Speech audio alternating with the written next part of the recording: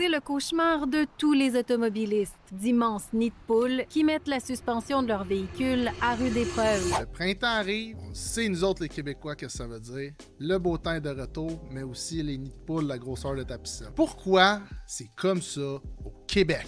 Oh God, on peut mettre la faute sur bien des choses, là, mais à la base, qu'on prend toujours le plus bas soumissionnaire au Québec pour faire nos routes. Cheaper sur des affaires au niveau de la qualité, ça n'a jamais une grande valeur à long terme. Au Québec, on n'a pas cette donnée-là. Il faut tout le temps prendre la personne qui ça coûte le moins cher, mais est-ce qu'on regarde sa qualité de matériaux utilisés? Est-ce qu'on regarde la qualité des ingénieurs qui travaillent sur le chantier? Est-ce qu'ils nous donnent une garantie sur la durée de leur route ou est-ce qu'ils vont faire un viaduc, les travaux en général? Est-ce qu'ils nous donnent une garantie sur ces travaux-là? Tu sais, si l'entrepreneur, là, en plus d'être le plus bas soumissionnaire, aurait une garantie de 5 ans à nous donner sur la route qu'il fait. Que genre, si ça se brise, il répare à ses frais, mettons. Exactement, à ses frais. Là. Il faut que ça dure. Là, je vais te dire une autre chose qu'on n'est pas fort au Québec, la prévention. C'est la même chose dans la santé, mais parlons des routes. Faut pas attendre que ça devienne des urgences avec des nids de poules, justement, gros comme une piscine creusée, puis dire, ah là, on faut aller en urgence, faut fermer une route, puis là, ça crée un émoi. Pourquoi qu'on travaille pas de façon préventive, réparer nos routes? Tu sais, on le voit des fois, là, ils viennent patcher les trous sur l'autoroute, là, quand il y a des crevasses ou des lignes, là, ils mettent un enduit dessus, puis